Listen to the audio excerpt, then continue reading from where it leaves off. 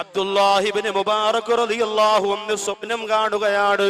അല്ലയോ അബ്ദുല്ലാ, നിങ്ങൾ ചെയ്ത ഹജ്ജ് അല്ലാഹു സ്വീകരിച്ചിട്ടില്ല. നിങ്ങൾ ചെയ്ത ഹജ്ജ് എന്നല്ല, നിങ്ങളുടെ കൂടെ ചെയ്ത ആരുടെയും ഹജ്ജ് അല്ലാഹു സ്വീകരിച്ചിട്ടില്ല. അബ്ദുല്ലാഹി ഇബ്നു മുബാറക് റളിയല്ലാഹു അൻഹു ഒരു രാത്രിയിൽ 3 പ്രാവശ്യമാണ് ആ സ്വപ്നം കണ്ടത്. ചാടി എഴുന്നേറ്റു, വീണ്ടും കിടന്നുറങ്ങി.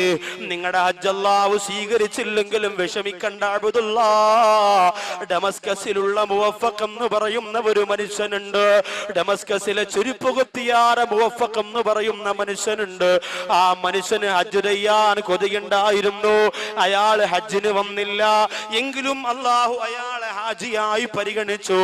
എന്നിട്ട് അയാളുടെ ബറക്കത്ത് കൊണ്ട് ഇപ്രാവശ്യം സ്വീകരിക്കാത്ത എല്ലാ ഹജ്ജുകളും അല്ലാഹു സ്വീകരിച്ചു.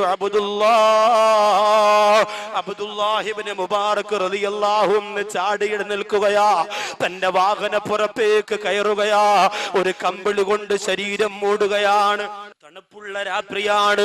തന്റെ ഒട്ടകത്തിന്റെ പുറത്ത് കയറിയിരുന്നു കൊണ്ട് ഡമസ്കസ് എന്ന് പറയുന്ന മൈലുകൾക്കപ്പുറമുള്ള രാജ്യം ലക്ഷ്യമാക്കിയിട്ട് പാതിരാ സമയത്ത് യാത്ര ചെയ്തു പോവുകയാണ്. അബ്ദുല്ലാഹി ഇബ്നു മുബാറക് റളിയല്ലാഹു തആല അൻഹു ഡമസ്കസിൽ ചെന്നു.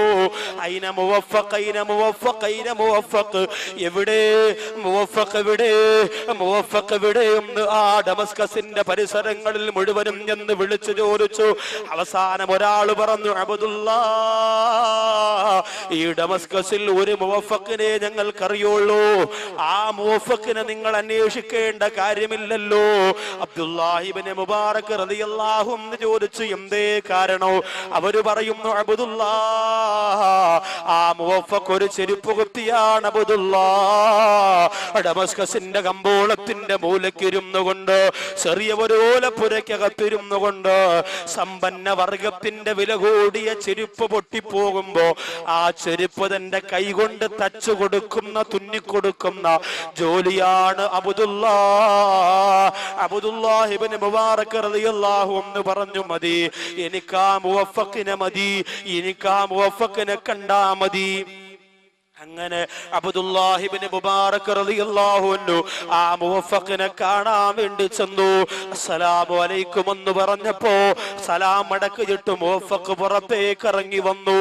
മുഷിഞ്ഞ വസ്ത്രമാണ് മുവഫഖ് ധരിച്ചിരുന്നത്. ചെരുപ്പ് കുത്തിയാറി മുവഫഖ് ജോലി ചെയ്യുകയാണ്. അബ്ദുല്ലാഹി ഇബ്നു മുബാറക്കിനെ കണ്ടപ്പോ മുവഫഖ് ചോദിച്ചു, എന്തേ നിങ്ങൾ എവിടുന്നാ വരുന്നതെന്താ വന്നത്? അബ്ദുല്ലാഹി ഇബ്നു മുബാറക് റളിയല്ലാഹു അൻഹു ചോദിച്ചു, മുവഫഖേ, നിനക്ക് ഹജ്ജിന് പോകാൻ ആഗ്രഹമുണ്ടായിരുന്നോ? മക്കയും മദീനയും കാണാൻ നിനക്ക് കൊതിയുണ്ടായിരുന്നോ? ആ സമയത്ത് മുവഫഖ് അങ്ങോട്ട് കരയാൻ തുടങ്ങി. അബ്ദുല്ലാ, എന്ന മക്കയുടെയും മദീനയുടെയും കാര്യം വീണ്ടും നിങ്ങൾ ഓർമ്മിപ്പിക്കല്ലേ, എന്തേ കാരണമെന്ന് ചോദിക്കുമ്പോ മുവഫഖ് പറയുന്നു, അബ്ദുല്ലാ, ഒരു ദിവസം ഞാൻ ചെരുപ്പ് കുത്തുമ്പോ കിട്ടുന്ന നാണയത്തൊട്ടുണ്ടല്ലോ, ആ നാണയത്തൊട്ടെന്റെ വീടിന്റെ ചിലവിന് പോലും തികയാറില്ല. പിന്നെ എങ്ങനാണ് എന്റെ ഹബീബിന്റെ റൗള കാണാൻ ഞാൻ പോകുന്നത്? എന്റെ ഈ തഴവാ കുറ്റിപ്പുറത്ത് വന്ന പ്രിയപ്പെട്ട സഹോദരങ്ങളെ, ലക്ഷക്കണക്കിന് രൂപ ഹണിമൂൺ ട്രിപ്പിന് വേണ്ടി ചെലവഴിക്കുന്നവരെ, വീഗാലാൻഡും ഗോവയും ഊട്ടിയും കൊടൈക്കനാലും എല്ലാം കറങ്ങി വരുമ്പോ ലക്ഷക്കണക്കിന് രൂപ ദൂർത്തടിക്കുന്ന സഹോദരങ്ങളെ, റസൂലുള്ളാഹിയുടെ മദീന കാണണ്ടേ, മസ്ജിദുൻ നബവിയിൽ പോകണ്ടേ, പൊന്നാര നബി തങ്ങളുടെ റൗളാ ശരീഫിന്റെ അകത്തേക്ക് നോക്കിയിട്ട് അസ്സലാമു അലൈക യാ റസൂലല്ലാഹ് എന്ന് പറയണ്ടേ മുസ്ലിമേ? ഇതാ ചെരുപ്പ് കുത്തിയാറ പാവപ്പെട്ടവനാട്. മുവഫഖ് പറയുന്നു, അബ്ദുല്ലാ, എനിക്കങ്ങനെ ആഗ്രഹിക്കാനല്ലേ പറ്റുള്ളൂ, എന്റെ കയ്യിൽ പണമില്ലല്ലോ, എന്നാലും ഞാൻ തോറ്റു കൊടുക്കാൻ തീരുമാനിച്ചില്ല. ഓരോരുത്തരും വന്ന് മദീനത്ത് പോകുന്ന കാര്യം പറയുമ്പോ എനിക്ക് കരച്ചിലാണ്. അവരോടൊക്കെ ദുആ ചെയ്യാൻ പറഞ്ഞു വിടലാണ് എന്റെ പതിവ്. പക്ഷേ അബ്ദുല്ലാ, അങ്ങനെ ഓരോ ദിവസവും എനിക്ക് കിട്ടുന്ന നാണയത്തൊട്ട് ഒരു ചെറിയ ടിന്നിനകത്ത് ഞാൻ ഇട്ട് ശേഖരിച്ചു വെച്ചു. അബ്ദുല്ലാ, ആ ടിന്നിന്റെ പുറത്ത് അസ്സലാത്തു വസ്സലാമു അലൈക യാ റസൂലല്ലാഹ് എന്ന് എഴുതി വെച്ചു. അബ്ദുല്ലാ, പൈസ ഇട്ട് കൂട്ടി വെച്ചുകൊണ്ട് മോളെ കെട്ടിക്കാൻ പരിശ്രമിക്കുന്നവർ ആലോചിക്കണേ. പൈസ ഇട്ട് കൂട്ടി വെച്ചുകൊണ്ട് വാഹനമെടുക്കുന്നവർ ചിന്തിക്കണേ. അതുപോലെ ഒരു ആഗ്രഹമാണ് പൈസ ഇട്ട് കൂട്ടി വെച്ചുകൊണ്ട് റസൂലുള്ളാഹിയുടെ റൗള കാണാ. മുവഫഖ് എന്ന് പറയുന്ന ഈ സാധുവാര സഹോദരൻ ചെയ്തുകൊണ്ടിരിക്കുന്നത്. അബ്ദുല്ലാഹ് ഇബ്നു മുബാറക് റളിയല്ലാഹു അൻഹുവിനോട് പറയുന്നു, അബ്ദുല്ലാ, അങ്ങനെ ഒരു ദിവസം 3 നാണയത്തൊട്ട് കിട്ടിയാൽ 2 നാണയത്തൊട്ട് ഞാൻ കൊണ്ടുവന്ന് ഈ പെട്ടിയിലേക്ക് ഇടുകയാണ്. എന്നിട്ട് ഒന്ന് മാത്രം എന്റെ പ്രിയപ്പെട്ട ഭാര്യന്റെ അടുത്ത് ഞാൻ കൊണ്ടുപോയി കൊടുക്കുകയാണ്. പല ദിവസവും ഞാൻ പട്ടിണി കിടന്നിട്ടുണ്ട്. എനിക്ക് ഭക്ഷണം വാങ്ങാനുള്ള പൈസയാണ് മക്കത്ത് പോകാനും മദീനത്ത് പോകാനും ഞാൻ മാറ്റിവെച്ചത്. അങ്ങനെ പൈസയല്ല തികഞ്ഞു എന്ന് ബോധ്യമായ ദിവസം ഞാൻ ആ പെട്ടി പൊട്ടിച്ചു. അബ്ദുല്ലാ, എന്നിട്ട് അതിൻ്റെ അകത്തിരിക്കുന്ന നാണയത്തൊട്ടുകൾ ഞാൻ എണ്ണി നോക്കി. അബ്ദുല്ലാ, എനിക്ക് സന്തോഷമായി. എന്റെ ഹബീബിനെ കാണാ, എന്റെ മക്കത്ത് പോകാ പണമായല്ലോ എന്ന് പറഞ്ഞ് ഞാൻ സന്തോഷിച്ചു. അപ്പോഴാണ് എന്നോട് എന്റെ പ്രിയപ്പെട്ട ഭാര്യ പറഞ്ഞതിക്കാ, എനിക്ക് നിങ്ങളോടൊരു ആവശ്യം പറയാനുണ്ട്. ഞാൻ ഗർഭവതിയാണല്ലോ. ഗർഭവതിയായ ഭാര്യയുടെ ആഗ്രഹം നടത്തി കൊടുക്കൽ ഒരു ഭർത്താവിന്റെ കടമയാണ്. എന്ത് ഭക്ഷണം ചോദിച്ചാലും കൊണ്ടു കൊടുക്കണ്ടേ?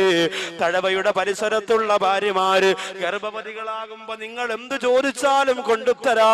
നിന്റെ ഭർത്താക്കന്മാർക്ക് കഴിവുണ്ടെങ്കിൽ മുവഫഖിന്റെ ഭാര്യക്ക് അത് ചോദിക്കാൻ പറ്റോ? ഭർത്താവിന് കഴിവില്ലല്ലോ, പണമില്ലല്ലോ, സ്വത്തില്ലല്ലോ. മുവഫഖിനോട് വന്നു പറയാണ് കരഞ്ഞുകൊണ്ട്. മുവഫഖിന്റെ ഭാര്യ പറയുന്നു, എനിക്കൊരൽപ്പം ഇറച്ചിച്ചാറ് കഴിച്ചാ കൊള്ളാമെന്നുണ്ട്.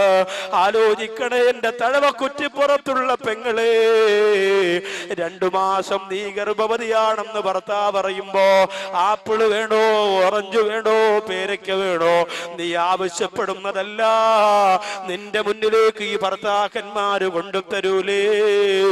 മുവഫഖിന്റെ ഭാര്യ പറയുന്നു, ഇറച്ചിയുടെ ഒരൽപ്പം ചാറ് എനിക്ക് കഴിക്കാൻ കൊതി വരുന്നുണ്ട്.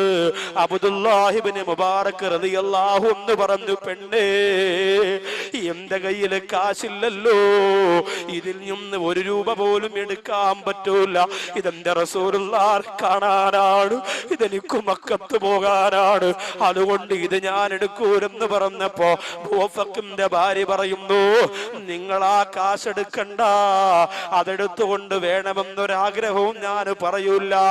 മറിച്ച് എനിക്കിപ്പോൾ ഇങ്ങനെ ഒരു കൊതി തോന്നിയത് തന്നെ അപ്പുറത്തെ വീടുണ്ടല്ലോ, ആ വീടിന്റെ അകത്ത് ഇറച്ചിക്കറി തയ്യാറാക്കുന്നല്ലോ, അതിന്റെ രുചി ഇങ്ങനെ അന്തരീക്ഷത്തിലൂടെ എന്റെ മൂക്കിലേക്ക് എത്തിയപ്പോ അറിയാതെ കൊതിച്ചു പോയതാണ്.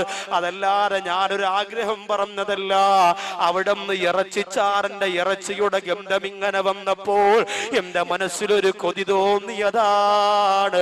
അതുകൊണ്ട് ഇതാ ഒരു ചെറിയ പാത്രം ഞാൻ തരാ, നിങ്ങൾ പോയിട്ട് അവിടുത്തെ ഇത്തയോട് എന്റെ ഭാര്യ ഗർഭവതിയാണ്, ആ ഗർഭവതിക്കൊരൽപ്പം ഇറച്ചിച്ചാറ് തരണമെന്ന് പറഞ്ഞാൽ തരുമെന്ന് പറഞ്ഞപ്പോ സന്തോഷത്തോടെ കണ്ണുനീര് തുടച്ച് മുവഫഖ് ഇറങ്ങി ഓടുകയാണ്. റസൂലുള്ളാഹിയുടെ പൈസ എടുക്കേണ്ടി വന്നില്ലല്ലോ, മക്കത്ത് പോകാനുള്ള കാശെടുക്കേണ്ടി വന്നില്ലല്ലോ. അങ്ങനെ മുവഫഖ് പാത്രവും കൊണ്ട് അയൽ വീട്ടിലേക്ക് ചെല്ലുമ്പോ അയൽ വീട്ടിലെ സഹോദരി പറയുന്നു, മുവഫഖേ, ഈ ഇറച്ചി നിങ്ങൾ കഴിക്കണ്ട, പ്രത്യേകിച്ച് ഗർഭവതിയായ നിങ്ങളുടെ ഭാര്യ ഇത് കഴിക്കാൻ പാടില്ല. മുവഫഖ് ചോദിച്ചു, എന്തേ സഹോദരി നിങ്ങൾ അങ്ങനെ പറയുന്നു? ഒരു അത്യാവശ്യ ഘട്ടം വരുമ്പോഴല്ലേ സഹായിക്കാനുള്ളത്. ആ സമയത്താണ് മുവഫഖിനോട് ആ പെണ്ണ് പറയുന്നത്, മുവഫഖേ, എന്റെ ഭർത്താവ് മരിച്ചുപോയത് നിങ്ങൾക്കറിയുമല്ലോ. എന്റെ ഭർത്താവ് മരിക്കുമ്പോ 2 മക്കളെ എനിക്ക് തന്നിട്ടാണ് പോയത്. വാപ്പയില്ലാതെ ആ മക്കള് കരയാത്ത ദിവസമില്ല, വാപ്പയില്ലാതെ ആ മക്കള് സങ്കടപ്പെടാത്ത ദിവസമില്ല. വാപ്പയുണ്ടായിരുന്നെങ്കിൽ അവർക്കെല്ലാം കഴിക്കാമായിരുന്നു. വാപ്പ മരിച്ചത് കൊണ്ട് വാപ്പ തന്നിട്ട് പോടെ സ്വത്ത് മുഴുവനും തീർന്നു പോയി. ഇന്നവര് പട്ടിണിയാണ്. മുവഫഖേ, ഞാൻ എവിടെ വന്ന് കൈനീട്ടാനാണ്? എന്റെ അടുത്ത് താമസിക്കുന്ന മുവഫഖേ, നിങ്ങൾ എന്നെക്കാളും പാവപ്പെട്ടവനല്ലേ? അതുകൊണ്ട് നിങ്ങളോട് എങ്ങനെയാണ് ഞാൻ സമ്പത്ത് ചോദിക്കുന്നത്? അതുകൊണ്ടാണ് മുവഫഖേ നിങ്ങളുടെ വീട്ടിലേക്ക് ഞാൻ വരാത്തത്. പിന്നെ എവിടെ നിന്നാണ് പെങ്ങളെ നിനക്ക് ഇറച്ചി എന്ന് ചോദിച്ചപ്പോ ആ പെങ്ങള് കരഞ്ഞുകൊണ്ട് പറയുന്നു, മുവഫഖേ, എന്റെ മക്കള് ഒന്നും കഴിക്കാതെ കരഞ്ഞ് കരഞ്ഞ് കരഞ്ഞ് മരിക്കുമെന്നുറപ്പായപ്പോ അള്ളാഹുവിനെ തവക്കുലാക്കിയിട്ട് ഞാൻ എന്റെ വീട്ടിൽ നിന്ന് ഇറങ്ങി. മുവഫഖേ, എവിടെന്നെങ്കിലും എന്തെങ്കിലും കിട്ടുമെങ്കിൽ എന്റെ മക്കൾക്ക് കൊണ്ടുവന്ന് കൊടുക്കാമെന്ന് കരുതി ഞാൻ മരുഭൂമിയിലൂടെ നടന്നു പോകുമ്പോ കുറെ ദൂരത്ത് പക്ഷികളെന്തോ കൊത്തി വലിക്കുന്നത് കണ്ടു. മുവഫഖേ, പക്ഷികളെന്തോ കൊത്തി വലിച്ചുകൊണ്ടിരിക്കുന്നത് കണ്ടു. മുവഫഖേ, ഞാൻ അവിടെ ഓടിച്ചെന്ന് മുവഫഖേ ചെന്നു നോക്കുമ്പോ ഒരു ചത്തുപോയ കോവർ കഴുതയുടെ ശവമാണ്. മുവഫഖേ, ചത്തുമലന്ന് കിടക്കുന്ന കോവർ കഴുത, ജനങ്ങൾ ഒരുപാട് വെറുക്കുന്ന കോവർ കഴുത, ആ കോവർ കഴുതയുടെ ശരീരമാണ് ആ പക്ഷികൾ കൊത്തി വലിച്ചു കൊണ്ടിരിക്കുന്നത്. മുവഫഖേ, അത് കണ്ടപ്പോ ഞാൻ മരുഭൂമിയുടെ മണ്ണുവാരി പക്ഷികളെ എറിഞ്ഞോടിച്ചു. മുവഫഖേ, എന്നിട്ട് ഞാൻ തീരുമാനിച്ചു, എന്റെ മക്കൾക്ക് വേണ്ടി അള്ളാഹു തന്നതായിരിക്കാ, എന്റെ പിഞ്ചോമന മക്കൾക്ക് കൊടുക്കാൻ എന്റെ കരുണക്കടലാറ പടച്ചതമ്പുരാ തന്നതായിരിക്കാമെന്ന് പറഞ്ഞ് ആ കോവർ കഴുതയെ വലിച്ചെടുത്തു കൊണ്ടുവന്ന് കഴുകി വൃത്തിയാക്കി എന്റെ മക്കൾക്ക് കൊടുക്കാൻ ഈ വീട്ടിന്റെ അകത്ത് തയ്യാറാക്കുന്ന പാചകത്തിന്റെ സ്വാദാണ് നിങ്ങളുടെ ഭാര്യ അനുഭവിച്ചു കൊണ്ടിരിക്കുന്നത്. അല്ലാതെ ഇത് നിങ്ങൾക്ക് കഴിക്കാൻ പറ്റുന്ന മാംസമല്ല എന്ന് പറഞ്ഞപ്പോൾ അത് കേട്ട ഉടനെ മുവഫഖ് ഞെട്ടിത്തരിച്ചു പോയി, പൊട്ടിക്കരഞ്ഞു പോയി. മുവഫഖേ, ആ കോവർ കഴുതയുടെ മാംസമാണ് എന്റെ വീട്ടിന്റെ അകത്തുള്ള യതീമക്കൾക്ക് ഞാൻ കൊടുക്കുന്നതെന്ന് പറഞ്ഞപ്പോൾ കയ്യിലിരിക്കുന്ന ഇറച്ചിച്ചാറ് വാങ്ങാൻ കൊണ്ടുവന്ന പാത്രമില്ലേ, മുവഫഖ് ദൂരേക്ക് വലിച്ചെറിഞ്ഞില്ലേ? എന്നിട്ട് തന്റെ ചെറ്റക്കൂരയിലേക്ക് ഓടിച്ചെല്ലുകയാണ്. ഇറച്ചിക്കറി വാങ്ങാൻ കാത്തിരിക്കുന്ന ഭാര്യയോട് പറയുന്നു, മാറി നിൽക്കു പെണ്ണേ. തട്ടിമാറ്റിയിട്ട് അകത്തേക്ക് പോയി റസൂലുള്ളാഹിയുടെ റൗള കാണാൻ ഹജ്ജിന് പോകാൻ വേണ്ടി കൂട്ടിവെച്ചിരിക്കുന്ന നാണയത്തൊട്ടുകൾ ഒന്നുപോലും ബാക്കി വെക്കാതെ മുഴുവനും വാരിയെടുക്കുകയാണ്. അസ്സലാമു അലൈക യാ റസൂലല്ലാഹ്, നബിയേ, എനിക്ക് മദീനത്ത് വരണമെന്ന് ആഗ്രഹമുണ്ടെങ്കിലും അതിനെനിക്ക് കഴിയൂല നബിയേ, എനിക്ക് ഹജ്ജ് ചെയ്യാൻ കഴിയൂല നബിയേ. എന്റെ വീടിന്റെ അടുത്ത് അനാഥ മക്കൾ ഇത്രത്തോളം പട്ടിണി കിടന്നുകൊണ്ട് ചത്തുപോലെ കോവർ കഴുതയുടെ മാംസം കഴിക്കുമ്പോ എനിക്കെന്തു മദീന, എനിക്കെന്തു മക്ക എന്ന് പറഞ്ഞ പണം മുഴുവനും കൊണ്ടുവന്ന് യതീമക്കളെ വാരി പുണർന്നുകൊണ്ട് ചുംബനം കൊടുത്തിട്ട് പറയുന്ന, മക്കളെ, ഇനി മുവഫഖ് നിങ്ങൾക്കുള്ളതാണ് മക്കളെ. അറിഞ്ഞിരുന്നില്ല, ഞാൻ അറിഞ്ഞിരുന്നില്ല എന്ന് പറഞ്ഞുകൊണ്ട് ആ നാണയത്തൊട്ടുകൾ മുഴുവനും അനാഥ മക്കൾക്ക് സ്വതക്ക കൊടുത്തിട്ട് കണ്ണീരോടെ തിരിച്ചിറങ്ങി വന്നു എന്ന് മുവഫഖ് അബ്ദുല്ലാഹി ഇബ്നു മുബാറക് റളിയല്ലാഹു അൻഹുവിനോട് പറയുമ്പോ അബ്ദുല്ലാഹി ഇബ്നു മുബാറക് 2 കൈയും പിരിച്ച് മുവഫഖിനെ വാരി പുണരുകയാണ്. എന്നിട്ട് പറയുന്നു, മുവഫഖേ, നീ ഹജ്ജിന് പോയില്ലെങ്കിൽ എന്താ, അള്ളാഹു നിന്നെ ഹാജിയായി പരിഗണിച്ചിരിക്കുന്നു. മുവഫഖേ, സ്വീകരിക്കപ്പെടാത്ത ഹജ്ജുകൾ പോലും അള്ളാഹു സ്വീകരിച്ചിരിക്കുന്നു മുവഫഖേ എന്ന് അബ്ദുല്ലാഹി ഇബ്നു മുബാറക് റളിയല്ലാഹു അൻഹു പറഞ്ഞു കൊടുക്കുമ്പോ എന്റെ മുമ്പിലിരിക്കുന്ന സഹോദരങ്ങള്, എന്റെ മുമ്പിലിരിക്കുന്ന സഹോദരിമാര്, പാവപ്പെട്ടവരെ സഹായിക്കുന്നത് അള്ളാഹുവിന് വലിയ ഇഷ്ടമാണ്. അനാഥ മക്കൾ മക്കളെ സഹായിക്കുന്നത് സൃഷ്ടാവിന് വലിയ ഇഷ്ടമാണ് എന്നും അതിനാണ് അല്ലാഹു സ്ഥാനം കൊടുത്തിട്ടുള്ളത്. അറഅയ്തല്ലദീ യുകദ്ദിബു ബിദ്ദീൻ, ദീനിനെ വ്യാജമാക്കിയവർ, ദീനിനെ കളവാക്കിയവർ ആരെന്ന് നിങ്ങൾക്കറിയോ നബിയേ? ഫദാലികല്ലദീ യദ്ഉൽ യതീം, അവര് ബാബരി മസ്ജിദ് പൊളിച്ചവരല്ല, അവര് ഖുർആൻ കത്തിച്ചവരല്ല, അവര് ഉസ്താദുമാർക്കെതിരെ പ്രവർത്തിച്ചവരല്ല. ഫദാലികല്ലദീ യദ്ഉൽ യതീം, അവർ അനാഥ മക്കളെ ആട്ടി ഓടിച്ചവർ. അല്ലാഹുവിന്റെ ഖുർആനാ പറഞ്ഞത്, അവർ അനാഥ മക്കളെ ആട്ടി ഓടിച്ചവരാണ്. അനാഥ മക്കളുടെ നിക്കാഹിന്, പാവപ്പെട്ട പെൺകുട്ടികളുടെ നിക്കാഹിനെ സഹായിച്ചാൽ കിട്ടുന്ന പ്രതിഫലം എത്രയെന്ന് എന്റെ പ്രിയമുള്ളവരെ മനോഹരമായ മറ്റൊരു ചരിത്രമുണ്ട്. അതിലേക്ക് ഞാനിപ്പോ കടക്കുന്നില്ല. കടന്നാൽ എന്റെ വിഷയം ഇന്നും തീരുകയില്ല. നരകമെന്ന് പറയുന്ന വിഷയത്തിന്റെ സമാപനം കുറിച്ചുകൊണ്ട് പൊട്ടിക്കരഞ്ഞ് ആ നരകത്തിൽ നിന്ന് രക്ഷപ്പെടാൻ സർവസൃഷ്ടാവാര പടച്ചുറപ്പിനോട് കൈ ഉയർത്തി പൊട്ടിക്കരഞ്ഞുകൊണ്ട് വേണം ഇൻഷാ അല്ലാഹ് ഇന്ന് നമുക്ക് ഇവിടെ നിന്ന് പിരിയാൻ. അല്ലാഹു തൗഫീഖ് തന്ന് അനുഗ്രഹിക്കുമാറാകട്ടെ. നരകത്തിന്റെ അഞ്ചാമത്തെ കവാടം, നരകത്തിന്റെ അഞ്ചാമത്തെ കവാടം. അഞ്ചാമത്തെ കവാടത്തിലേക്ക് കടക്കുന്നതിന് മുമ്പ് ആ അഞ്ചാമത്തെ കവാടത്തെ കുറിച്ച് ഖുർആൻ പറഞ്ഞ രൂപം ഞാനൊന്ന് പരിചയപ്പെടുത്താം. സൗസിലീഹി സഖർ വമാ അദ്റാക മാ സഖർ ലവാഹത്തുൽ ലിൽ ബശർ ലാ തുബ്ഖി വലാ തദർ അലൈഹാ 19. അല്ലാഹുവിന്റെ ഖുർആൻ പറയുകയാണ്, നരകത്തിന്റെ അഞ്ചാമത്തെ കവാടം അല്ലാഹു ആർക്കാണ് കൊടുക്കുന്നത്? സൗസിലീഹി സഖർ.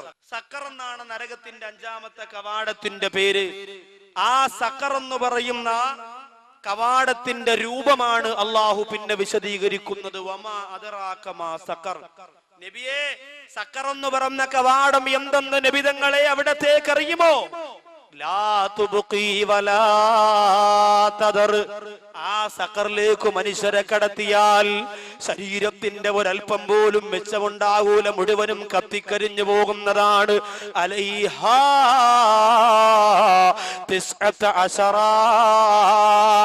19 മലക്കുകളെ ആ സഖർ എന്ന് പറയുന്ന കവാടം നോക്കാൻ വേണ്ടി മാത്രം അല്ലാഹു പടച്ചിരിക്കുകയാണ്. 19 മലക്കുകളെ സഖർ എന്ന് പറയുന്ന കവാടത്തിൽ നിന്ന് കടന്നു വരുന്നവരെ നോക്കാൻ വേണ്ടി മാത്രം അല്ലാഹു പടച്ചിരിക്കുകയാണ്. യൗമ യുസ്ഹബൂന അലാ വുജൂഹിഹിം ദൂഖൂ മസ്സ സഖർ. അല്ലാഹു പറയുകയാണ്, ഖുർആനാണ് ഈ ഓതുന്നത്. എങ്ങനെയാണ് അഞ്ചാമത്തെ കവാടത്തിലേക്ക് മനുഷ്യരെ കൊണ്ടുപോകുന്നതെന്നറിയോ? മൂക്കുകുത്തി വലിച്ചടച്ചു കൊണ്ടുപോകുമെന്നാണ്. യൗമ യുസ്ഹബൂന അലാ വുജൂഹി, മൂക്ക് നിലത്ത് തട്ടുന്ന രീതിയിൽ വലിച്ചടച്ചു കൊണ്ടുപോകുന്നവരാണ്. എന്നിട്ട് സഖർ എന്ന് പറയുന്ന നരകത്തിന്റെ കവാടത്തിൽ എറിഞ്ഞിട്ട് മലക്കുകൾ പറയുമത്രേ, നീ അനുഭവിച്ചു കൊള്ളുക, നീ ആസ്വദിച്ചു കൊള്ളുക എന്ന് പറഞ്ഞ് വലിച്ചെറിഞ്ഞു കൊടുക്കൂ. ആ സമയത്ത് സ്വർഗത്തിൽ കിടക്കുന്നവർ ചോദിക്കുകയാണ്, മാ സലകക്കും ഫീ സഖർ. അല്ലയോ സഖറിനകത്ത് കടന്നുപോയവരെ, നിങ്ങൾ എന്തേ സഖറിലായി പോയി? ബാക്കിയുള്ള നരകത്തിന്റെ കവാടത്തിലൊന്നും കടക്കാട് എന്തേ ഈ കവാടത്തിന്റെ അകത്ത് നിങ്ങളായി പോയെന്ന് ചോദിക്കുമ്പോൾ അവര് പറയുന്ന കാരണങ്ങളാണ് സഖറിലേക്ക് അവരെ കൊണ്ടുപോയത്. ആ കാരണം എനിക്കും നിങ്ങൾക്കും ഉണ്ടായാൽ നമ്മളും സഖറിലാണ്. അല്ലാഹു കാത്തുരക്ഷിക്കട്ടെ. ഈ സഖർ എന്ന് പറയുന്ന നരകത്തിൽ കിടക്കുന്ന നരകാവകാശികള് കാരണങ്ങൾ പറയുകയാണ്. എന്തേ കാരണമെന്നറിയോ? ആ കാരണം ഞാൻ നിങ്ങളോട് പറയുമ്പോ എന്റെ തഴവ കുറ്റിപ്പുറത്ത് വാത് കേൾക്കാവുന്ന സഹോദരങ്ങള്, ഈ കാരണങ്ങൾ എന്റെയോ നിങ്ങളുടെയോ ജീവിതത്തിൽ വന്നു പോയാ നമ്മളും ആ സക്കറിലാണ്. അഞ്ചാമത്തെ കവാടമാറ സക്കറിലാണ്. അല്ലാഹു കാത്തിരക്ഷിക്കട്ടെ. ഒന്നാമത്തെ കാരണം അവര് പറയുകയാണ്, കാലൂ, ഇത് ഖുർആനായത്തുകളാണ്. അവരോട് ചോദിക്കുന്നതും അവര് മറുപടി കൊടുക്കുന്നതുമല്ല അല്ലാഹുവിന്റെ ഖുർആനാണ് ഈ പറയുന്നത്. കാലൂ, സക്കറിനകത്ത് കിടക്കുന്നവര് പറയുന്നു, ഒന്നാമത്തെ കാരണം എന്തെന്നറിയോ? ഈ സക്കറിന്റെ അകത്ത് ഞങ്ങളായി പോകാനുള്ള ഒന്നാമത്തെ കാരണം എന്തെന്നറിയോ? ലം നകു മിനൽ മുസല്ലീ,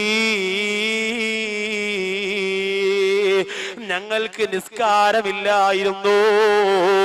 ബാക്കവിയുടെ വാദെന്ന് പറയുമ്പോ ബൈക്കിലൂടെ ഒരു ബൈക്കിൽ 4ഉം 5ഉം പേര് കയറിയിരുന്നു വാത് കേൾക്കാൻ ഞങ്ങൾ പോകുമായിരുന്നു. പക്ഷേ ഞങ്ങൾക്ക് നിസ്കാരമില്ല. നബിദിനമെന്ന് പറയുമ്പോ ഞരമ്പിന്റെ ഒരു ഭാഗം പോലും ബാക്കിയില്ലാതെ റിബൺ കെട്ടി നബിദിനാഘോഷത്തിന് ഞങ്ങൾ ഇറങ്ങും. പക്ഷേ ഞങ്ങൾക്ക് നിസ്കാരമില്ല. ഞങ്ങൾ അല്ലാഹുവിന്റെ പള്ളിയുടെ പരിപാലനക്കാരാണ്, പള്ളിയിലെ വലിയ നേതൃത്വം വഹിക്കുന്നവരാണ്. വെള്ളിയാഴ്ച വന്ന് ബക്കറ്റ് എണ്ണലല്ലാതെ ലം നകു മിനൽ മുസല്ലീ, ഞങ്ങൾക്ക് നിസ്കാരമില്ല. സഹോദരിമാരെ, എന്താ പറയുന്നതെന്നറിയോ? ഞങ്ങൾ വാത് കേൾക്കാൻ പോയിട്ടുണ്ടായിരുന്നു മനുഷ്യരെ. നൗഷാദ് ബാക്കവി മുവഫക്കിന്റെ ചരിത്രം പറഞ്ഞപ്പോ തലയിൽ കിടന്ന ചാളുകൊണ്ട് കണ്ണീര് തുടച്ച പെങ്ങളെ, ഈ കണ്ണീര് കൊണ്ട് അർത്ഥമില്ലാതാകുന്നത് എപ്പോഴെന്നറിയോ? ലം നകു മിനൽ മുസല്ലീ, നിങ്ങൾ നിസ്കരിച്ചില്ലെങ്കിലാണ്. നിസ്കാരമില്ലെങ്കിൽ പിന്നെ ഈ കണ്ണീരിന്റെ പേര് കള്ളക്കണ്ണീരെന്നാണ്. നിസ്കാരമില്ലെങ്കിൽ സകലതും പോയി. ഒന്നാമത്തെ കാര്യം അതല്ലേ? അതുകൊണ്ട് ഈ രാത്രി തന്നെ തീരുമാനിച്ചോ, അല്ലാഹുവിനെ ഭയപ്പെട്ടുകൊണ്ട് നിസ്കരിക്കുന്നവരായി ഞാനും നിങ്ങളും മാറണം. അതിന് അല്ലാഹു തൗഫീഖ് തരട്ടെ. വെറുതെ നിസ്കരിച്ചാ പോരാ, ഭയത്തോടെ ഈമാനോടെ തഖ്വയോടെ ചെയ്യണം. ഇല്ലെങ്കിൽ ഇതിനൊന്നും അല്ലാഹുവിന്റെ മുമ്പിൽ കൂലി കിട്ടൂല. വളരെ ഗൗരവത്തോടെ ചെയ്യേണ്ട കാര്യമാണ്. ഇന്ന് നിസ്കാരം ഒരു ഫാഷനാണ്. നിസ്കാരം ഒരു ഫാഷൻ. കുറെ ആൾക്കാർ ഇങ്ങനെ നിൽക്കും, പള്ളിയിലെ ജമാഅത്ത് കഴിയുമ്പോഴേ തുടങ്ങുള്ളൂ. പള്ളിയിലെ ജമാഅത്ത് നിസ്കാരം കഴിയുമ്പോൾ പുറകിൽ നിസ്കരിക്കൊണ്ടിരിക്കണോ എല്ലാവരും നോക്കും. അല്ലോ ഇതാരാ? ജിബ്രീൽ. ഒരു കർച്ചിപ്പ് കിടന്നു, അല്ലാഹു അക്ബർ. കാരണം മനഃപൂർവ്വം താമസിച്ചു വന്നതാ. നേരത്തെ വുളു കൊടുത്ത് കയറാമായിരുന്നു, പൈപ്പിന്റെ മുട്ടിയിരുന്ന് പല്ലും കുത്തി കാര്യം പറഞ്ഞുകൊണ്ടിരുന്നു. മനഃപൂർവ്വം താമസിച്ചു വന്നതാ. എന്നിട്ട് ചില സഹോദരങ്ങളുണ്ട്, അവർക്ക് ഇമാമത്ത് നിൽക്കണമെന്ന് ഭയങ്കര ആഗ്രഹമാണ്. എത്ര പേരുണ്ടെങ്കിലും തള്ളി മാറ്റിയിട്ട് കയറി കർച്ചിപ്പൊക്കെ തലവെച്ച് ഭയങ്കര ഇമാമത്ത്. ഒരിക്കൽ ഇതുപോലെ മാരിബ് നിസ്കാരത്തിന്റെ സമയത്ത് ഒരാൾക്ക് 6:30 ബസ്സാണ്. പെട്ടെന്ന് തന്നെ വന്ന് വുളു കൊടുത്ത് വള്ളിക്കകത്ത് കയറിയപ്പോൾ ഒരാൾ ഇമാമത്തിക്കാൻ വേണ്ടി അല്ലാഹു അക്ബർ, ഭയങ്കര നിസ്കാരോ, കാല് ഒരു കാലം അവിടെ ഒരു കാലം ഇവിടെ, ഇടയിൽ 4 പേർക്ക് വേറെ സഫ് നിൽക്കാം. അങ്ങനെ നിസ്കരിക്കാം. ഫാത്തിഹ ഓതി തീർന്നു തന്നെ ഖുൽ യാ അയ്യുഹൽ കാഫിറൂൻ ലാ അഅ്ബുദു മാ തഅ്ബുദൂൻ ലാ അഅ്ബുദു മാ തഅ്ബുദൂൻ അൻതും അഅ്ബുദു ലാ അഅ്ബുദു മാ തീരണില്ല. കുലിയായൂർ കാഫറും തീരണില്ല. ഇതിങ്ങനെ ഓതിക്കൊണ്ട് വന്നപ്പോ പുറകിലിരിക്കുന്ന ആളിങ്ങനെ കൈയടിച്ചിട്ട് വാച്ച് നോക്കി, ഇത് എന്തോടെ ഇത് അത് സൂറത്ത് ബക്കറക്കാരും വരുന്നത് തീരണ്ടല്ലോ, കുറെ കാലമായല്ലോ. ഉടനെ ഇയാളെ ഫ്രണ്ടിൽ വന്നിട്ട് പറഞ്ഞു, അളയാ പെട്ടെന്ന് തീർക്കൂടെ, 2 മിനിറ്റ്, എനിക്കാണെങ്കിൽ ബസ് ഇപ്പൊ വരും, അതുകൊണ്ടാണ്. ഉടനെ ഏതെങ്കിലും ഒരു സൂറത്ത് കാഫിരീൻ തീർക്കാൻ പറഞ്ഞപ്പോ മഹീലിൽ കാഫിരി എന്ന് പറഞ്ഞാൽ അങ്ങ് നിർത്തി. പിന്നെ ചില ആൾക്കാർക്ക് വലിയ മഹ്റജ് വിടലാണ് അല്ലേ? ഇപ്പൊ റമദാനൊക്കെ വരുമ്പോ നമുക്ക് അല്ലാഹുമ്മ ഇന്നക അഫൂൻ തുഹിബ്ബുൽ അഫ്വ ഫഅഫു അന്നാ യാ കരീം യാ റഹീം യാ അല്ലാഹ്. ഇത് ചില ആൾക്കാർ പറഞ്ഞു തരുമ്പോ പിന്നെ നിസ്കാരം കഴിഞ്ഞിട്ട് മോദി മാമ ഷാളും കൊണ്ട് വേണം തുപ്പൽ ഉടച്ചോളാം. എല്ലാ പള്ളിയിലുള്ളവർ അറിഞ്ഞുടങ്ങി ഉണ്ടായിരുന്നാലും മതി, അല്ലെങ്കിൽ അള്ളാഹു പുറത്തു തരണമെന്ന് മലയാളത്തിൽ പറഞ്ഞാലും മതി. ഇത് അറിഞ്ഞില്ലെങ്കിൽ പഠിച്ചു പറയണം. ഇല്ലെങ്കിൽ ഇത് ആവശ്യമില്ലാത്ത രീതിയിൽ പറഞ്ഞ് നമ്മൾ കുളമാക്കരുത്. പിന്നെ ചില ആൾക്കാരുണ്ടല്ലോ ഭയങ്കര വസ്വാസി, എത്ര ഓതിയാലും ശരിയാവൂല. കൈ കെട്ടിയിട്ട് എന്ന് പറയുമ്പോൾ അടുത്തേക്കുന്ന ആള് പെറിച്ച് അവധി ചെന്ന് വീഴും. നമ്മളൊരു മയത്തില് ഫാത്തിഹയൊക്കെ നമ്മൾ മയത്തിൽ മര്യാദയ്ക്ക് ഓതിയാൽ പെട്ടെന്ന് ക്ലിയർ ആവും. ഒരുപാട് നമ്മൾ അങ്ങോട്ട് നോക്കാൻ തുടങ്ങിയാൽ ചിലപ്പോൾ ഒന്നും ശരിയാവൂല. ഒരാൾ ഈയാക്ക പുറകിക്കുന്ന ഒരാൾ നീ ആക്കട്ടെ ഞാൻ ആക്കാം, കുറെ നേരം കൊണ്ട് ഒറ്റയ്ക്ക് ആക്കല്ലേ ഇനി ഞാൻ ആക്കാന്ന് പറഞ്ഞാൽ മാറി പോകാൻ പറഞ്ഞു.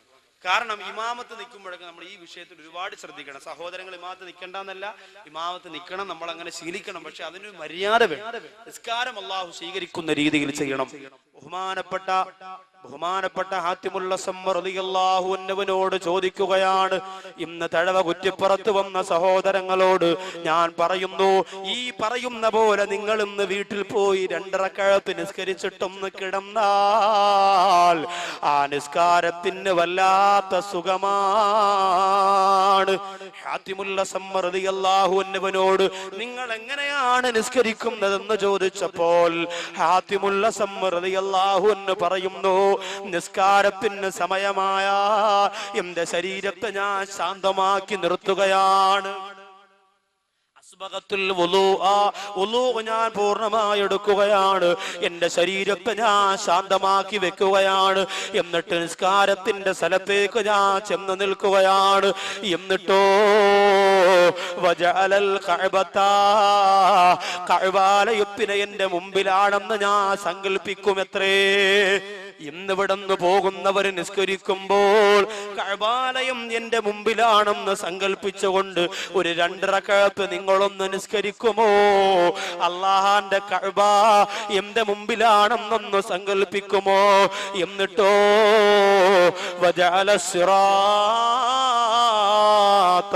തഹ്ത ഖദമീ, എന്റെ കാൽപാദത്തിന്റെ ചോട്ടിലാണ് സിറാത്ത് പാലം എന്ന് ഞാൻ സങ്കല്പിക്കുമത്രേ. എന്റെ 2 കാലിന്റെ ചോട്ടിലാണ് സിറാത്ത് പാലം. എത്ര പേടിയായിരിക്കും ചിന്തിക്കണേ, എത്ര ഭയമായിരിക്കും ചിന്തിക്കണേ. വജഅലൽ ജന്ന, സ്വർഗത്തെ എന്റെ വലതുഭാഗത്താക്കും. മനോഹരമായ അരുവികളുള്ള, പറവകളുള്ള, പുഷ്പങ്ങളുള്ള, തോട്ടങ്ങളുള്ള, സൗന്ദര്യമുള്ള സ്വർഗം. ആ സ്വർഗം എന്റെ വലതുഭാഗത്താണെന്ന് ഞാൻ സങ്കല്പിക്കുമത്രേ. വജഅലന്നാർ, നരകമില്ലേ, ഇന്നലെയും ഇന്നുമായി വേദനയോടെ നാം പറന്നുകൊണ്ടിരിക്കുന്ന, ആളി പടർന്നുകൊണ്ടിരിക്കുന്ന നരകമില്ലേ, ആ നരകം എന്റെ ഇടതുഭാഗത്താണെന്ന് മനസ്സുകൊണ്ട് ഞാൻ സങ്കല്പിക്കും. വജഅല മലക്കുൽ മൗത്തി അസ്റായീൽ, ഖാബിദുൽ അർവാഹ് മലക്ക് അസ്റായീൽ അലൈഹിസ്സലാം എന്റെ പുറകിലാണ് എന്ന് ഞാൻ മനസ്സുകൊണ്ട് ചിന്തിക്കും. സലാം വീട്ടിയിട്ട് എന്റെ റൂഹ് പിടിക്കാൻ അസ്റായീലിന്റെ പുറകിൽ വന്ന് നിൽക്കാണെന്ന് ഞാൻ ചിന്തിക്കും. എന്നിട്ടാണ് ഞാൻ നിസ്കരിക്കുന്നത് എന്ന് ഹാത്തിമുൽ അസ്സം റളിയല്ലാഹു തആല അൻഹു പറയുമ്പോ, എന്റെ സഹോദരങ്ങളെ, അങ്ങനെ ചിന്തിച്ച് നിസ്കരിക്കാൻ നിങ്ങൾക്ക് കഴിയുന്നുണ്ടോ? വാച്ച് നോക്കി, ക്ലോക്ക് നോക്കിയല്ലേ നമ്മൾ നിസ്കരിക്കുന്നത്? തലചൊറിഞ്ഞല്ലേ നമ്മൾ നിസ്കരിക്കുന്നത്? അസ്റായീൽ പുറകിലുണ്ടെന്ന് ചിന്തിച്ച്, സിറാത്ത് പാലത്തിന്റെ മുകളിലാണ് നീയെന്ന് ചിന്തിച്ച്, നരകമാണ് ഇടതുഭാഗത്തെന്ന് ചിന്തിച്ച് നിസ്കരിക്കാ എന്റെ പ്രിയപ്പെട്ട മുസ്ലിങ്ങളെ നമുക്ക് കഴിയണേ. ഒന്നാമത് പറഞ്ഞ വുളു പൂർണ്ണമായിട്ട് എടുക്കും. അങ്ങനെ തന്നെ എടുക്കണം. വുളു പൂർണ്ണമായിട്ട് തന്നെ എടുക്കണം. സഹോദരങ്ങളൊക്കെ, പ്രിയപ്പെട്ട ചെറുപ്പക്കാരോട് പറയുന്നു, പള്ളിയിൽ ബാത്റൂമിലേക്ക് നമ്മൾ മലമൂത്ര വിസർജനത്തിന് പോയാൽ നമുക്ക് നേരമില്ല. മൊബൈൽ ഇങ്ങനെ ചെവിയിൽ ഇങ്ങനെ വെച്ചതാ, ഇങ്ങനെ ഒരു കൈ ഇങ്ങനെ ചെവിയിലും ഒരു കൈ ഇങ്ങനെ സിബിലുമാണ്. അല്ലെ ഞാൻ ബാത്റൂമിലാണോ? പിന്നോട്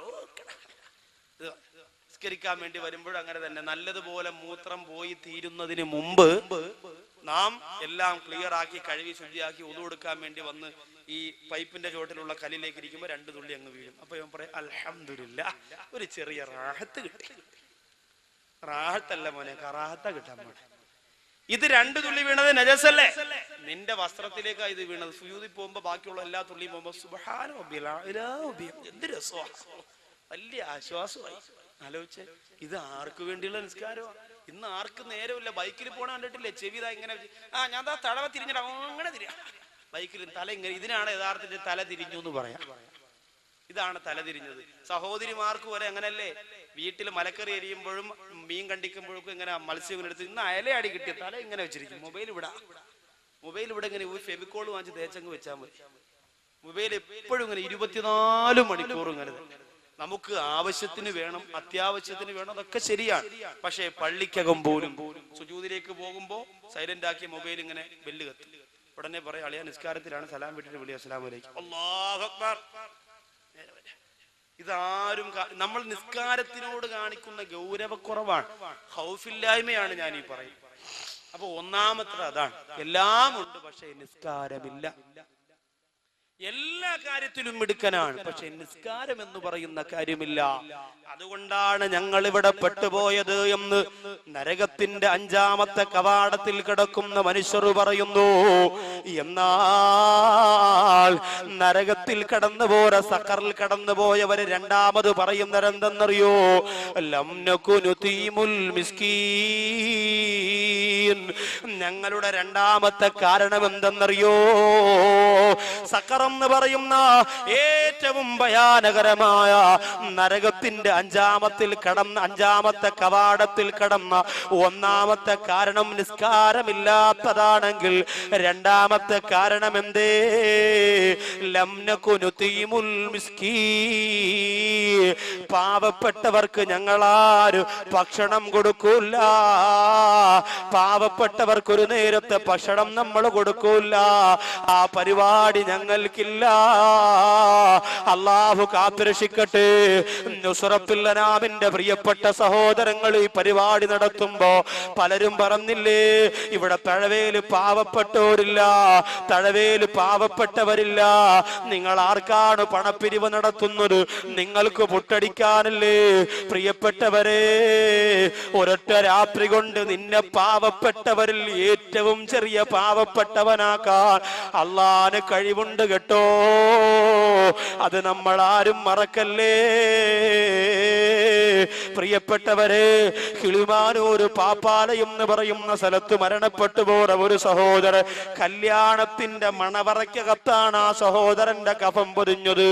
മണവറയുടെ അകത്ത് വെച്ചാണ് ആ സഹോദരന്റെ കഫം പുടവ പൊതിഞ്ഞത്. ഞാനാണ് ആ വീട്ടിലേക്ക് മയ്യത്ത് പൊതിയാൻ വേണ്ടി ചെന്നത്. വളരെ സങ്കടം തോന്നി. 30 വയസ്സിനകത്ത് പ്രായമുള്ള സഹോദരനാണ്. കല്യാണം കഴിഞ്ഞിട്ട് 3 മാസമേ ആയുള്ളൂ. എന്തേ? വരുന്നവരൊക്കെ പറയുകയാണ്, യവനിതിന്റെ വല്ല കാര്യമുണ്ടായിരുന്നോ? ഞാൻ ചോദിച്ചു, ഉപ്പാ, ഈ സഹോദരൻ മനഃപൂർവ്വം മരിച്ചതല്ലല്ലോ, അള്ളാന്റെ തീരുമാനമായപ്പം മരണപ്പെട്ടു പോയതല്ലേ. ആ സമയത്താണ് അവര് പറയുന്നത്, ഉസ്താദേ, ഇവന് മാരകമായ രോഗമായിരുന്നു, 3 വർഷത്തിൽ കൂടുതൽ ജീവിച്ചിരിക്കൂലാന്ന് 2 വർഷത്തിന് മുമ്പ് RCCയിലെ, തിരുവനന്തപുരം RCCയില് വിദഗ്ധനായ ഡോക്ടർ സർട്ടിഫിക്കറ്റ് കൊടുത്ത രോഗത്തിനുടമയായിരുന്നു യവൻ. പിന്നെന്തിനാണ് പെണ്ണ് കെട്ടാൻ പോയത്? പിന്നെന്തിനാണ് നിക്കാഹിന് പോയത്?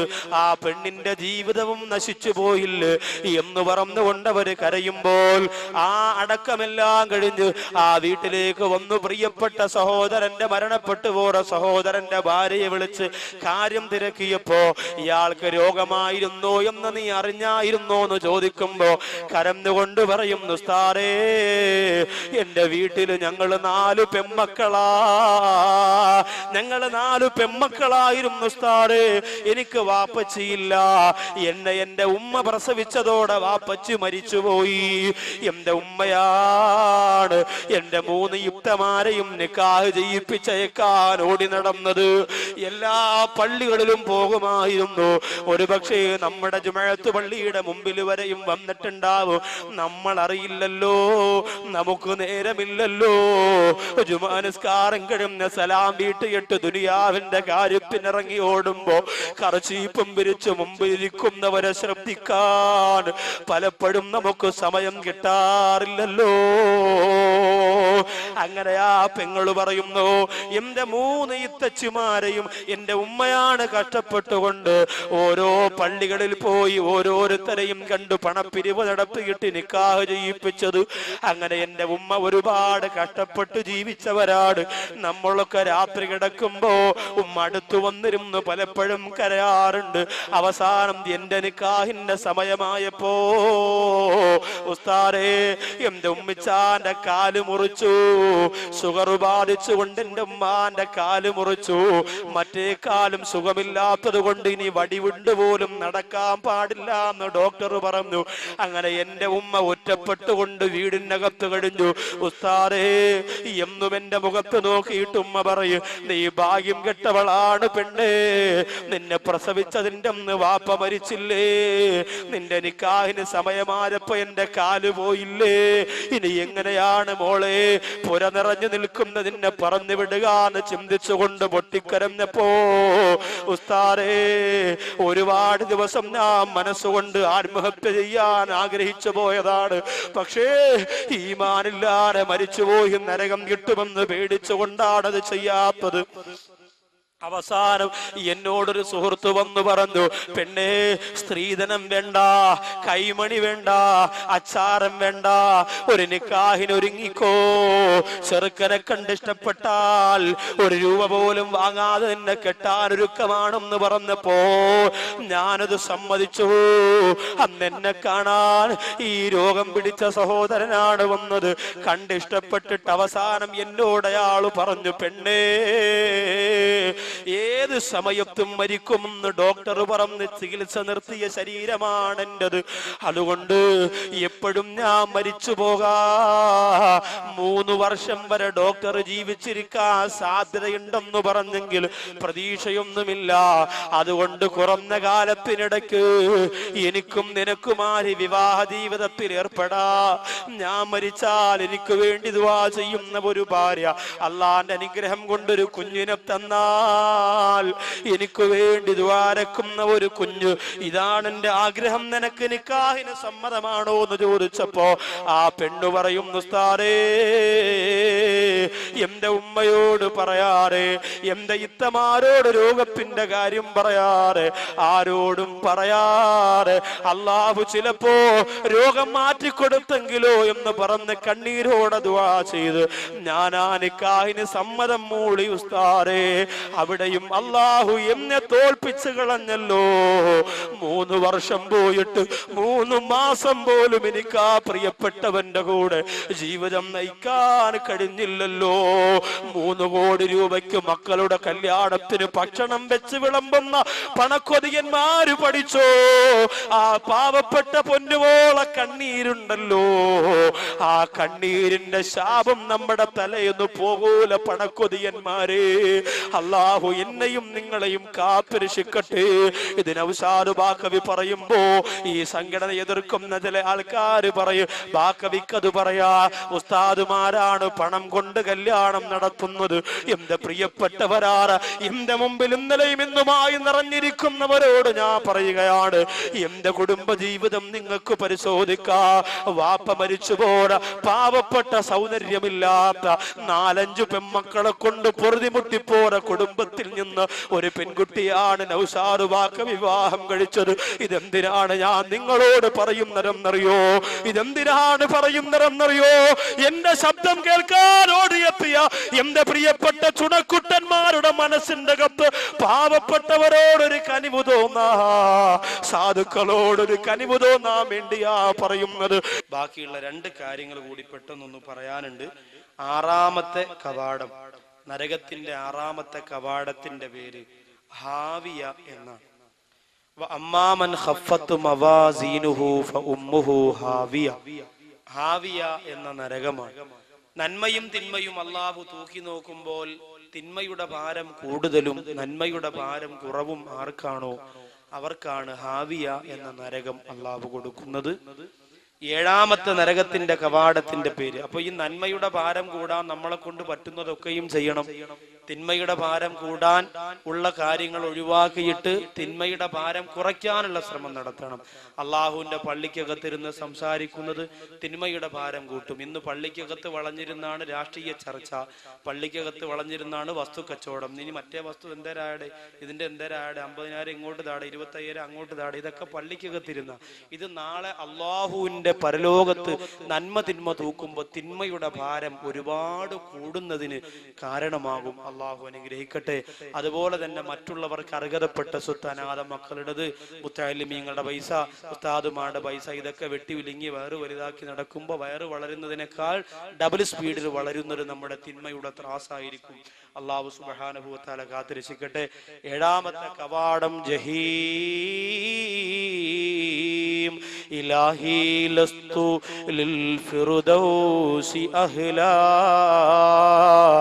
വലാ ഖുവാ അലാ നാരിൽ ജഹീമി.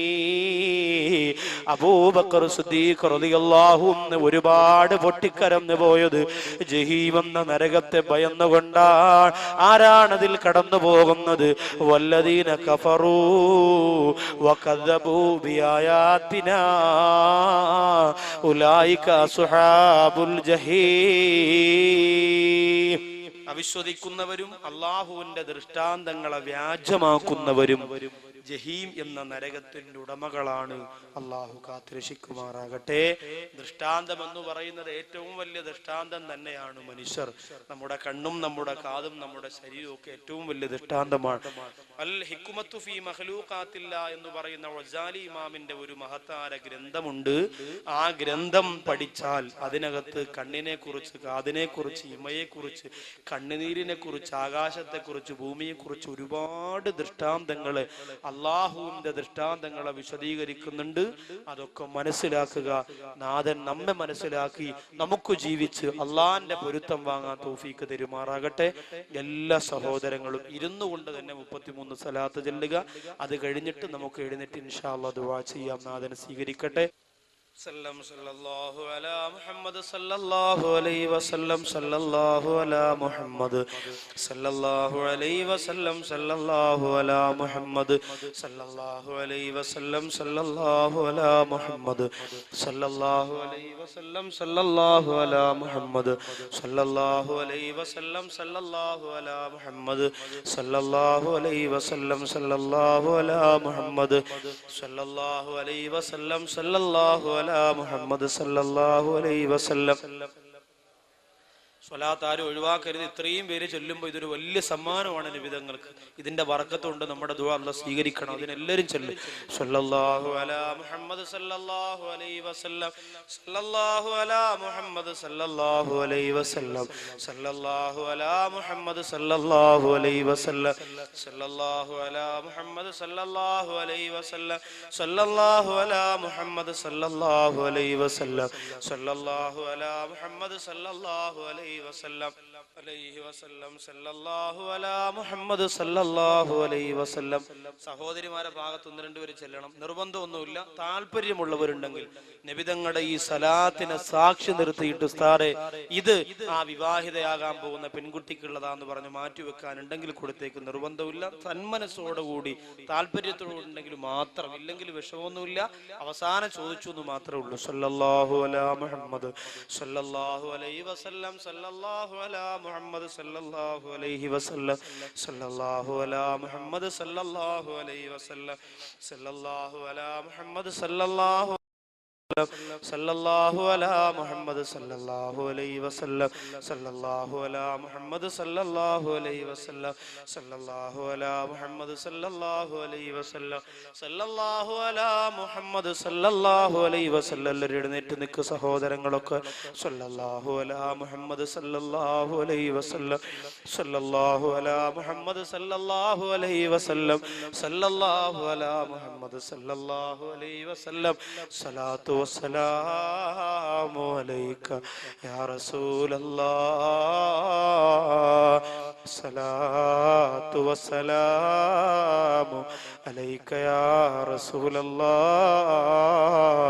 അസ്സലാത്തു വസ്സലാമു അലൈക യാ സയ്യിദി യാ ഹബീബല്ലാഹ്. ബിദില്ലി ബിഇഫ്ലാസി بفقري بفاقتي إليك رسول الله أمسيت أهرب. الحمد لله الحمد لله رب العالمين اللهم صل على سيدنا محمد وعلى آل سيدنا ومولانا محمد അല്ലാഹുവേ ഒരു കോടി പ്രാവശ്യം അൽഹംദുലില്ലാ പറഞ്ഞാലും മതിയാവുകയില്ല. അത്രത്തോളം സന്തോഷമുണ്ട് ഈ വേദി എത്രത്തോളം വിജയിപ്പിച്ചതിന് വേണ്ടി അൽഹംദുലില്ലാ. എത്ര പേരാണ് പടച്ചവനെ എതിർത്തത്, എത്ര പേരാണ് കുറ്റപ്പെടുത്തിയത്, എത്ര പേരാണ് കുറ്റം പറഞ്ഞത്, എത്ര പേരാണ് പരിഹസിച്ചത്. രാജസയ്യിദാര അല്ലാഹ് ഈ പരിപാടിയിൽ സംഗമിച്ച മുഴുവൻ പേർക്കും നിന്റെ മഗ്ഫിറത്ത് നീ കൊടുക്കണേ അല്ലാഹ്. അല്ലാഹുവേ ഒരാളുടെയെങ്കിലും ആമീൻ സ്വീകരിച്ചുകൊണ്ട് ഇന്നത്തെ ഞങ്ങളുടെ ദുആ നീ ഖബൂൽ ചെയ്യണേ അല്ലാഹ്. ഞങ്ങൾക്ക് ഒന്നിനും കഴിവില്ല പടച്ചവനെ, ഞങ്ങൾക്ക് ഒന്നും അറിയില്ല റഹ്മാനെ. രാജാതിരാജനായ ഖഹാറായ വഹാബാര ജബ്ബാറായ സത്താറായ ഗഫാറായ റഹീമായ റഹ്മാനായ പടച്ചവനെ, ഷാഫിയാര കാഫിയാര അല്ലാഹ് നീ ഞങ്ങളുടെ ദുആ സ്വീകരിക്കണേ അല്ലാഹ്, സ്വീകരിക്കണേ അല്ലാഹ്. ഞങ്ങൾക്ക് കൈ നീട്ടാൻ ആരുമില്ല പടച്ചോനെ. ഒരു തുള്ളി ബീജത്തിൽ നിന്നും മാട ഉദരത്തിനകത്ത് ഞങ്ങൾക്ക് രക്തക്കട്ടയാക്കി മാംസക്കട്ടയാക്കി ജീവൻ തന്നുകൊണ്ട് ഞങ്ങൾ പ്രസവിപ്പിച്ച അല്ലാ, ഞങ്ങൾക്ക് ഇടഞ്ഞു നടത്താനുള്ള തൗഫീക്ക് തന്ന അല്ലാ, ഞങ്ങൾക്ക് പിച്ച വച്ച് നടക്കാനുള്ള കഴിവ് തന്ന അല്ലാ, ഞങ്ങൾക്ക് സംസാര ശേഷി തന്ന അല്ലാ, ഞങ്ങൾക്ക് ആരോഗ്യം തന്ന അല്ലാ, ഞങ്ങൾക്ക് സമ്പത്ത് തന്ന അല്ലാ. അത് തന്നതെല്ലാം അതിനേക്കാൾ വേഗത്തിൽ തിരിച്ചെടുക്കാൻ കഴിവുള്ള പടച്ചവനെ, ഞങ്ങളെ നീ നന്ദി കെട്ടവരാക്കല്ല തമ്പുരാനെ, നീ കോപിക്കുന്നവരാക്കല്ല റഹ്മാനെ. അല്ലാഹു എത്രയോ പേര് കൈയില്ലാത്തവര് കാലില്ലാത്തവരുണ്ട്. നിന്റെ മജ്‌ലിസിൽ മണിക്കൂറുകളോളം നിന്ന് പ്രസംഗിക്കാൻ സഹായിച്ച, നിന്റെ പള്ളിക്കകത്ത് നിസ്കരിക്കാൻ സഹായിച്ച, വാത് കേൾക്കാൻ വരാൻ സഹായിച്ച, വാഹനം ഓടിക്കാൻ സഹായിച്ച ഞങ്ങളുടെ കാലുകളെ ഷുഗർ ബാധിച്ചുകൊണ്ട് നീ മുറിച്ചു കളയല്ലേ തമ്പുരാനെ. 1.5 കാല് വെച്ച് നിസ്കരിക്കുന്ന അവസ്ഥ ഞങ്ങൾക്ക് തരല്ലേ അല്ലാ. അല്ലാഹുവേ മരിക്കുന്നത് വരെ നിന്റെ ഖുർആനോദാ ഞങ്ങളുടെ കണ്ണിന് കാഴ്ച ശക്തി തരണേ തമ്പുരാനെ. ഞങ്ങൾക്ക് അന്ധത തരല്ല റഹ്മാനെ, അന്ധത തരല്ല തമ്പുരാനെ. അല്ലാഹുവേ 4444 രൂപ പറഞ്ഞ സഹോദരങ്ങളെ സഹോദരിമാരെ മുഴുവനും നീ അനുഗ്രഹിക്കണേ അല്ലാ. അത് നിനക്കവര് മാറ്റിവെച്ച പൈസയാക്കണേ അല്ലാ. അതിന്റെ ഓരോ കാശിനും അർഹമായ പ്രതിഫലം നീ കൊടുക്കണേ അല്ലാ. ഈമാനില്ലാതെ അവരാരെയും മരിപ്പിക്കല്ല അല്ലാ.